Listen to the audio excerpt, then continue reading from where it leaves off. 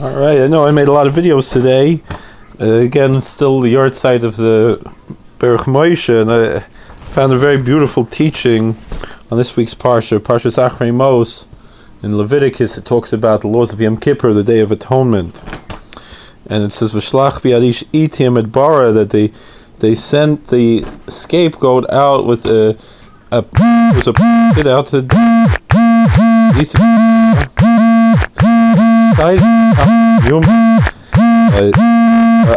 from Aleph in the tractate Yuma, which deals with the laws of Yom Kippur, page 71a.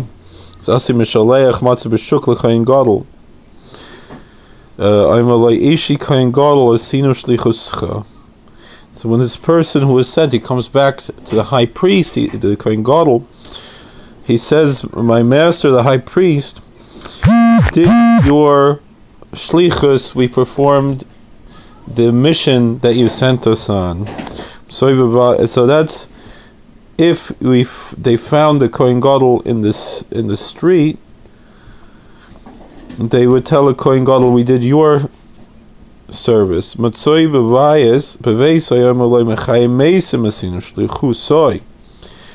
if they found the high priest already in his house, so they said to him, they didn't talk to, they pronounced in front of him a prayer to God, where they said, "Mechayim Meisim Asinu Shlichusai," that I'm sorry, Mechayim Chayim Asinu Shlichusai, the one who gives life to the life, or you could translate as resurrects the life.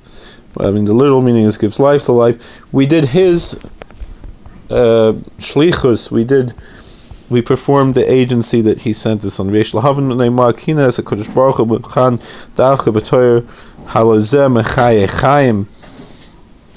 the Berach Moshe asks, he said, "Where do we find what's this talking about?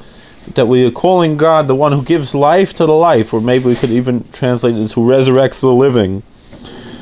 What is this? Where does this come from? So for Yeshleim al pi masha kosov is Kaini bismach Moshe tzaykel vrachel chaylam haba bismach Moshe, that his holy ancestor, the Bismach Moshe, the Rebbe of Uel, the first patriarch of the Teitelbaum Hasidic dynasty, at the end of Parshas Beshalach in Exodus, he says, "L'farish nusach v'irkus magen avos mechayim mesim b'mamaroi." Yes, what is it that we say in the beginning of the Shemoneh Esrei, the second bracha? It says, "Mechayim mesim b'mamaroi," that he resurrects the dead with his word.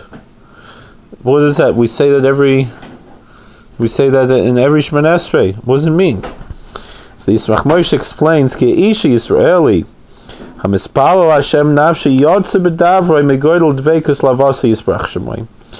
He says, when a Jew prays to God, an Israelite man, a Jew, prays to the Lord, prays to God, his soul leaves him by his word because of his tremendous attachment and love of God.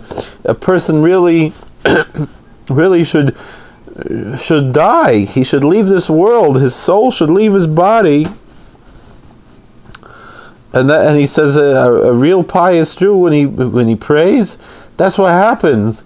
That he's literally putting his life in his hands. Every word of prayer, but God in His mercy resurrects the Jew who prays, meaning every word, the Jew's soul leaves his body, and then God mercifully resurrects the Jew. And that's like it says in the first chapter of Ezekiel, the holy angels called the Chayos, the living beings, they ran back and forth. So too our soul, the soul of the praying Jew should run back and forth, should leave and come back. And that's the meaning of that he resurrects the dead by his word. That when the Jew says words, he speaks before God, the soul leaves the body and God resurrects them. He brings the soul back. That's what the Yismach Moshe says. Mikvoids Keni, Kedushas Keni Marani, Yismach Moshe, Tchusi Geleinu, Asher Hu Va'atzmai, Habachina Zu, B'Shas Tfilasai, Musiris Nefesh, V'Slavus Otzim. So he said that he heard from the old people or ancestors said that when the Yismach Moshe would daven, he had such tremendous self-sacrifice and tremendous enthusiasm.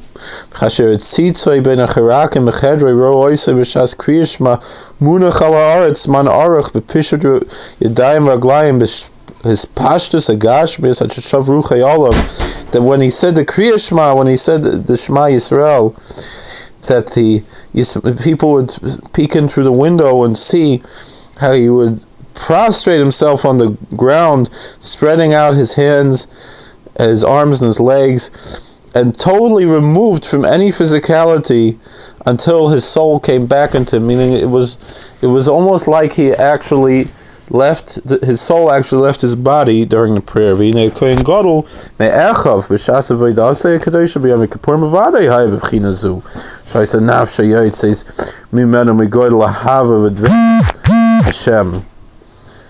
Kohen Gadol, who was considered the priest, the high priest, the priest who was greater than all of his other brothers, the priests, when he was performing his holy service in Yom Kippur, on the Day of Atonement, we can be positive that if that was the level that existed 200 years ago, so then we go back thousands of years ago to in the temple in Jerusalem, the high priest, we can be sure that it was perhaps even on a higher level than that, like we discussed in an earlier video. And his soul definitely left him from the tremendous love and attachment to Hashem. For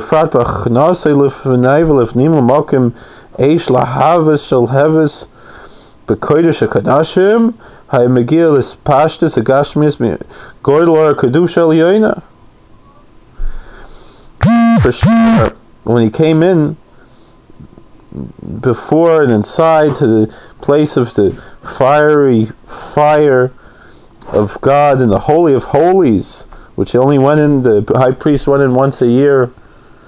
He was the only one who could ever go there any time. So for sure, with that tremendous light of tremendous holiness, his soul left him.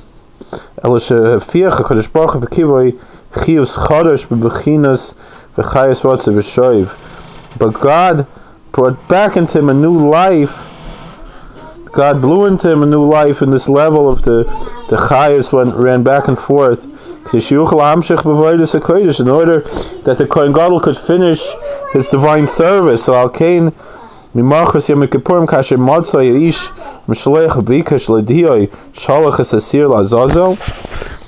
for sure, the next day after Yom Kippur, when you found the person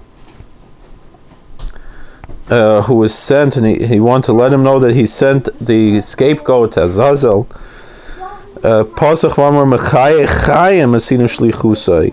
That he said, the one who brings life to the living, we did his service, we did his shlichus, we did his agency.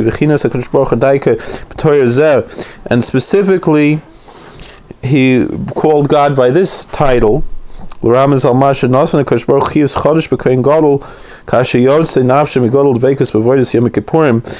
because the Kohen Gadol's soul left his body during that time, so for sure, that's why he was hinting to that idea.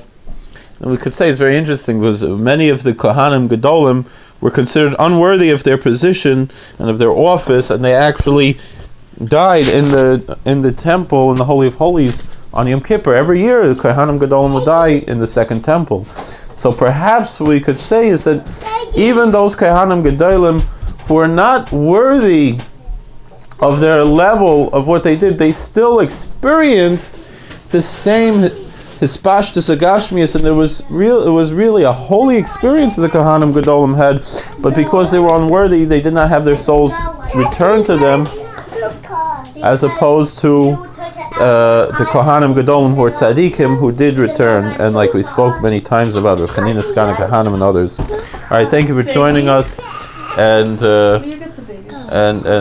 we hope to see you again next time. Bracha tzlachah.